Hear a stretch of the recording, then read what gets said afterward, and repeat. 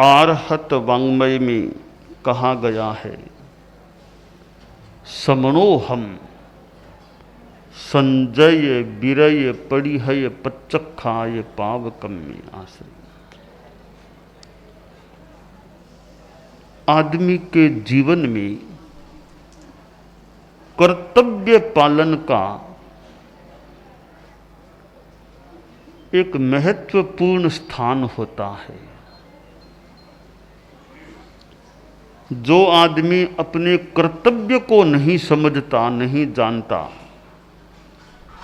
अकर्तव्य को भी नहीं समझता, उसका अनिष्ट हो सकता है। परम पूज्य आचार्य तुलसी ने कर्तव्य षट त्रिंशिका में कहा है, स्व कर्तव्य मकर्तव्यम विदन्ति नहि ये जनः यदा कदाप्यनिष्टम शादिह तेषा मतर्कितम कृत्याकृत्य मजानानः पसूयन्ते नरा अपि कृत्याकृत्य विवेको हि नृपस्वोरन्तरं विदुः साधोः साधुत्व संरक्षा कर्तव्यं प्रथमं मतम तत्र क्षम्या क्षतिर्नश्यात् मनागपि मनस्विन कर्तव्यम प्रथमम मतम।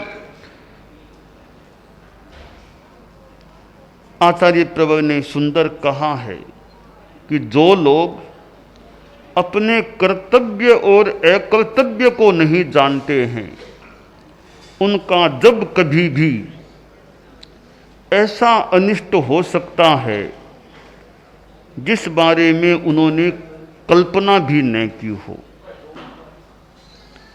और जो आदमी कर्तव्य और अकर्तव्य को नहीं जानते हैं, वे मनुष्य होकर भी पशु के समान हैं।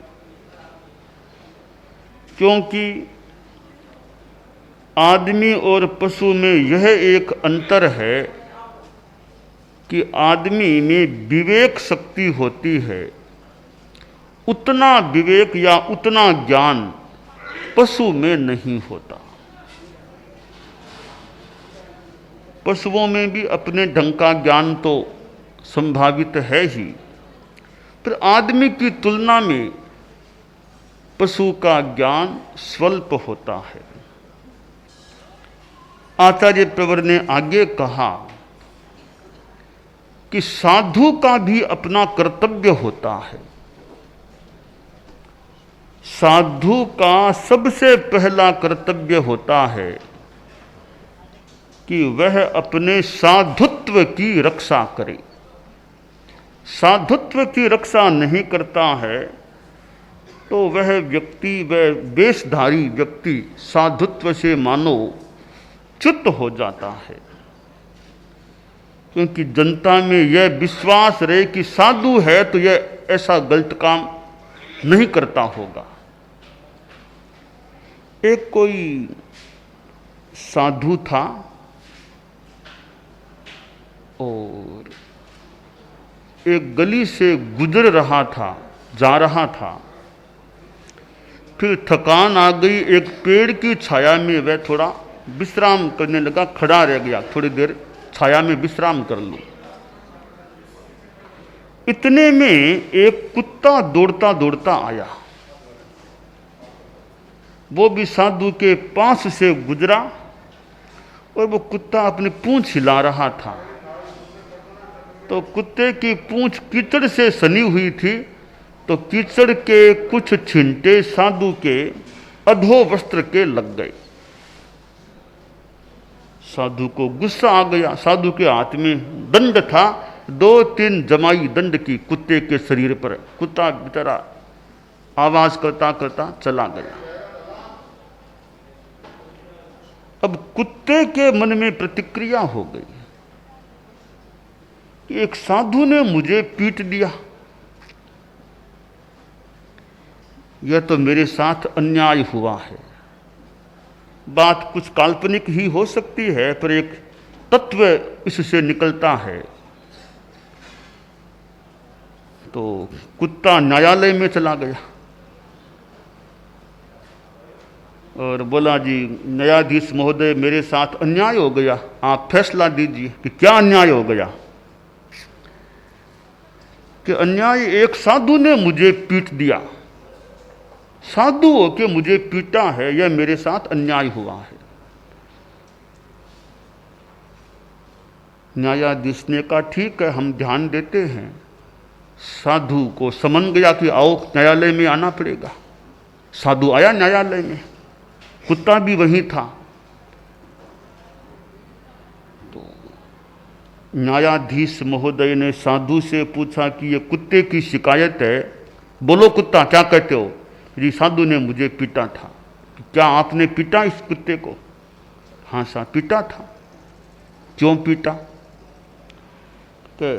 माय लॉर्ड जज साहब, ये कुत्ता मेरे पास से दौड़ता दौड़ता निकला है, मेरा कपड़ा खराब कर दिया इसने। कीचड़ के छिंटे उछाले, छिंटे मेरे अधोवस्त्र के लग गए, मेरा चीवर भी दूषित हो गया। तब मुझे गुस्सा आ गया और मैंने इसको पीट दिया। न्यायाधीश ने कहा क्यों कुत्ते, तुमने छिंटे उछाले थे। कुत्ता बोला जज साहब, मेरा कोई इरादा नहीं था कि मैं कोई साधु में गंदे छिंटे उछालूं।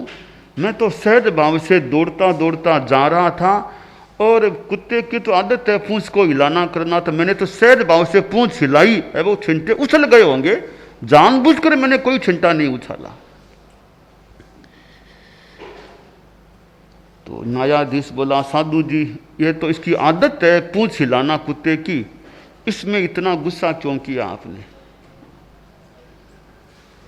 कि जज साहब कपड़ा खराब हो गया, तब गुस्सा आ गया और मैंने पीट भी दिया। तो न्यायाधीश ने कहा कुत्ते, तुम साधु के इतने निकट क्यों आए, थोड़े दूर से निकल जाते, इसके पास में से क्यों गुजरे तुम। तब कुत्ते ने बड़ी मार्मिक बात कही। कुत्ता बोला जज साहब बात आपकी ठीक है, मुझे थोड़ा दूरी से निकलना था, पर मैंने देखा साधु खड़ा है, और कोई आदमी होता तो मैं थोड़ा दूर से निकलता। मैंने सोचा साधु तो अहिंसा के पुजारी होते हैं, तन कर मन कर वचन कर देतन काहू दुख, तुलसी पातक झड़त है देखत बाको मुख। कि साधु तो इतने दयालु होते हैं, अहिंसा के पुजारी पालक होते हैं, वो किसी को दुख नहीं देते, अहिंसा व्रती होते हैं। तो मैं साधु के पास से भी जाऊं तो क्या दिक्कत है, मुझे कोई खतरा नहीं साधु से, ये तो अभय दान देने वाले होते हैं। तो मैंने साधु वेश को देखा इनके शरीर पर, तब सोचा इनसे कोई खतरा नहीं है, आराम से मैं इनके पास से निकल जाऊं। तो मैं तो इस आशा से कि संत महात्मा लोग हैं, इनसे कोई खतरा नहीं है, और कोई साधु के आभा मंडल के परमाणु मुझे भी मिलेंगे तो मेरा भी कोई कल्याण हो जाए, तो इसलिए मैं निकट होकर निकल गया था। न्यायाधीश ने कहा साधु जी, ये तो कुत्ता तो आपके प्रति बड़ी श्रद्धा रखते हुए पास से निकला और आपने इसको पीट दिया, ये तो ठीक नहीं हुआ, गलत किया आपने, इसका दंड मिलना चाहिए, आपको सजा मिलनी चाहिए।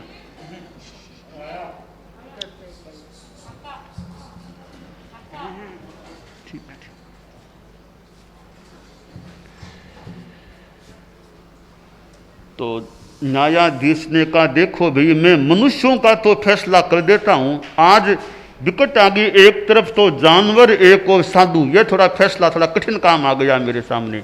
न्यायालय में तो मनुष्य आते हैं, कुत्ता तो आता नहीं है कभी, आज कुत्ता आ गया है, तो कुत्ते और साधु के बीच का विवाद है। तो न्यायाधीश ने कहा कुत्ते तुम ही बताओ इस साधु को क्या दंड मिलना चाहिए, तुम जो कहोगे मैं वही दंड दे दूंगा साधु को, बोलो क्या दंड मिलना चाहिए।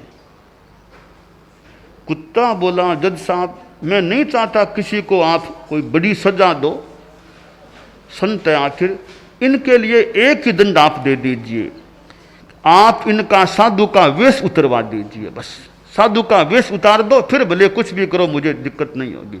कि साधु होके मैंने विश्वास कर लिया कि साधु वैर मुझे खतरा नहीं, पर ये तो ऊपर से साधु थे, अंदर से तो ये साधु नहीं थे, तो बस धोखा न हो किसी के साथ, आप इनका वेश उतरवा दीजिए, इनको सामान्य आदमी का वेश दे दीजिए पहनने के लिए, इतना सा दंड दे दीजिए। यानी साधु का कर्तव्य होता है अहिंसा का पालन, और साधु ने अहिंसा का पालन नहीं किया तो एक प्रकार से साधु कर्तव्य से च्युत हो गया। तो आचार्य प्रबल तुलसी ने कहा कि साधु का पहला कर्तव्य होता है अपने साधुत्व की सुरक्षा करना, संरक्षा करना। साधु का अपना कर्तव्य होता है और गृहस्थ का अपना कर्तव्य होता है। माता पिता का संतान के प्रति क्या कर्तव्य है? संस्कृत में कहा गया है, माता शत्रु पिता वैरी येन बालो न पाठितः। माता शत्रु पिता वैरी येन बालो न साधितः। वह मां शत्रु है, पिता दुश्मन है, जो अपने बच्चे को पढ़ाते नहीं हैं। वह मां भी शत्रु है, पिता वैरी है, जो बच्चे को साधते नहीं, अच्छे संस्कार नहीं देते हैं। तो माता पिता का संतान के प्रति कर्तव्य होता है और संतान का फिर माता पिता के प्रति भी कर्तव्य होता है। पहले माता पिता संतान की सेवा करते हैं, बाद में जब माता पिता वृद्धावस्था में आ जाते हैं तो वे यह अपेक्षा रखते हैं या रखते होंगे कि अब संतान भी हमारी सेवा करे, हमें इनसे सेवा मिले। तो ये कर्तव्य होते हैं। एक राजा का अपना कर्तव्य होता है, प्रजा का अपना कर्तव्य होता है। राजा के 3 कर्तव्य बताए गए, सदवनम, असदनुशासनम, आश्रित भरणम। सज्जनों की रक्षा करना, असज्जनों पर अनुशासन करना, कड़ाई करना, और अपनी जनता का भरण पोषण करना। राजा हो या सरकार हो, प्रजा के प्रति कर्तव्य होता है। वो जो सरकार में हो वो अपने कर्तव्य का पालन न करे तो वो कैसा होता है? परम पूज्य आचार्य श्री महाप्रज्ञ जी महाराष्ट्र में थे, यात्रा में थे, वो जलगाम उधर यात्रा में थे। तो कोई सरकार का व्यक्ति आ गया, आचार्य श्री साधन में विराजे हुए थे, दर्शन किए, यथा स्मृति बताया जा रहा है। तो आचार्य ने उनको संबोध दिया कि सरकार में रहने वाले का अपना कर्तव्य होता है। तो एक श्लोक फरमाया आचार्य श्री ने, अधिकार पदम प्राप्य नोपकारम करोति यह अकारो लोप मात्रेण ककारो द्युतताम ब्रजेत। कि देखिए, जो अधिकार को प्राप्त कर ले, सत्ता को प्राप्त कर ले, और अधिकार को प्राप्त करने के बाद जो उपकार न करे, जनता की सेवा न करे, वो अधिकारी जिसके पास अधिकार है उसके लिए कहा गया है उसके अधिकार में से ए को निकाल दो। अधिकार है अधिकार, ए को हटा दो, ए को हटाने के बदले में कै को डबल कर दो, फिर जो शब्द बने वो उसके लिए होना चाहिए। अधिकार में ए को निकाल दो, एक आधा कै और साथ में का के पहले जोड़ दो, फिर जो शब्द बने वो उस मंत्री आदि या सरकार के व्यक्ति के लिए होना चाहिए। आचार्य वर्ग ने मानो संबोध दिया कि ये सत्ता में आना है वो सेवा के लिए आना है, न कि कोई ऐश आराम करने के लिए आना होता है। एक और श्लोक आता है संस्कृत में, कि उसमें कहा गया कि यही जो ये सत्ता में आ जाए, राज्याधिकारम संप्राप्य यह प्रजाम नैव रंजति अजागलस्तनस्य वै तस्य जन्म निरर्थकम। कि जो व्यक्ति सत्ता में आ जाए, राज्याधिकार को प्राप्त कर ले, फिर प्रजा को संतुष्ट न कर सके, प्रजा की सेवा न करे, उस राज्याधिकारी का जन्म बेकार है, जीवन बेकार है। बेकार कैसे? एक गांव का सा उदाहरण दिया है, अजागलस्तनस्य वै। बकरी होती है, कभी कोई ध्यान से देखा हो, सबके किसी किसी बकरी के गले में छोटा सा स्तन होता है, गले में छोटा सा कोई एक स्तन सा होता है, सबके हो किसी किसी के हो। तो बकरी के गले का स्तन है वो बेकार का है, यानी वो दूध नहीं देता है। ऊपर का स्तन बेकार का, दूध नहीं देता। तो कवि ने कहा जैसे बकरी के गले का स्तन बेकार है, दूध नहीं देता, इसी प्रकार उस राज्याधिकारी का जन्म बेकार है जो राज्याधिकार में आकर के प्रजा की सेवा नहीं करता है। यानी राजा का, सरकार में आने वाले व्यक्ति का भी अपना कर्तव्य होता है, और उस कर्तव्य का पालन न करे तो वे कर्तव्यच्युति हो जाती है, और कर्तव्यच्युति जीवन के लिए अच्छी बात नहीं होती है। हम समाज में भी देखें, समाज में अनेक संस्थाएं होती हैं।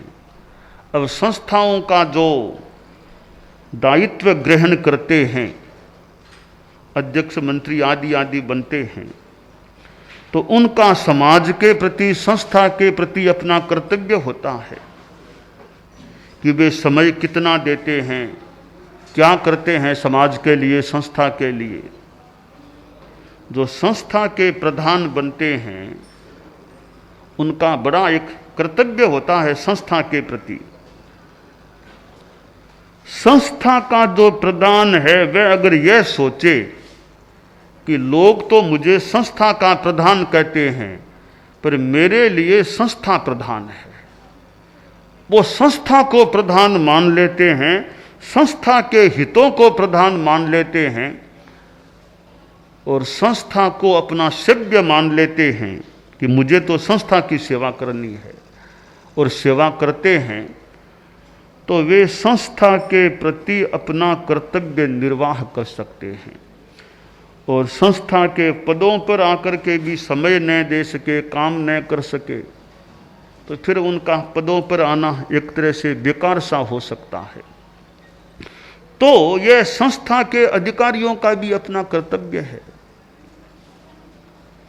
एक विद्यालय में शिक्षक पढ़ाने के लिए नियुक्त होता है, तो शिक्षक का विद्यार्थी के प्रति कर्तव्य होता है, और विद्यार्थी का शिक्षक के प्रति कर्तव्य होता है। शिक्षक का कर्तव्य वो विद्यार्थियों को पढ़ाने में अपना श्रम समय नियोजित करे। ऐसा नहीं कि विद्यार्थी पढ़े तो वो जाने, न पढ़े तो वो जाने, मुझे क्या मतलब। नहीं, तुम शिक्षक हो तो प्रयास रखो तुम्हारे विद्यार्थी अच्छे आगे बढ़े। विद्यार्थियों का शिक्षक के प्रति कर्तव्य होता है, शिक्षक का कैसे वो अनासाधना का भाव रखें शिक्षक के प्रति, और कैसे ज्ञान प्राप्त करने में वो स्वयं श्रमशील रहें। तत्वार्थ सूत्र एक जैन धर्म का अच्छा ग्रंथ है, संस्कृत में है। वैसे आचार्य उमा स्वाति के द्वारा रचित वह ग्रंथ है। तत्वार्थ सूत्र एक ऐसा ग्रंथ है, अगर मैं समीक्षा में भूल न करूं तो एक जैन शासन का वह ऐसा ग्रंथ है, उसे दिगंबर समाज भी मानता है, श्वेतांबर समाज भी मानता है। यानी लगभग मामूली कहीं भले अंतर हो जाए, बाकी तत्वार्थ सूत्र दिगंबर समाज भी स्वीकार कर लेता है, श्वेतांबर भी स्वीकार कर लेते हैं। बाकी तो आगमों को भी एक दूसरे के स्वीकार न करें, आयारो है, श्वेतांबरों का है, दिगंबर उस रूप में मान्य करें न करें, तो तत्वार्थ ऐसा सूत्र जहां तक मैंने आकलन किया उसको श्वेतांबर समाज भी मानता है, दिगंबर समाज भी मानता है। तत्वार्थ वैसे संस्कृत में है, उस पर स्वयं आचार्य उमा स्वाति ने भाष्य लिखा है, स्वोपज्ञ भाष्य। और फिर और भी व्याख्या ग्रंथ लिखे गए हैं। स्वोपज्ञ भाष्य पर सिद्धसेन गणी ने वृत्ति टीका लिखी है, भाष्य तत्वार्थ भाष्यानुसारिणी वृत्ति है। तत्वार्थ सूत्र में एक आता है, परस्परोपग्रहो जीवानाम, जीवों का परस्पर उपग्रह आलंबन होता है, एक दूसरे के सहयोग से काम चलता है। हमारा जीवन सापेक्ष है, हमें दूसरों का सहयोग लेना ही पड़ता है। बिना सहयोग लिए एकदम निरपेक्ष होकर जीवन जीना मुश्किल है। पारिवारिक जनों का सहयोग लो, समाज का सहयोग लो, प्रकृति का सहयोग लो, तो जीवन सापेक्ष है। तो आदमी सोचे मैं भी दूसरों को उचित सहयोग दे रहा हूं या नहीं। तो यह हमारी एक पारस्परिक सापेक्षता होती है। तो यह कर्तव्य का पालन और कर्तव्य की च्युति, जहाँ कर्तव्य का पालन होता है एक जीवन का क्रम ठीक चल सकता है, और जहाँ कर्तव्य से च्युति होती है वहाँ गड़बड़ाहट हो सकती है। तो कर्तव्य पालन पर हमें ध्यान देना चाहिए।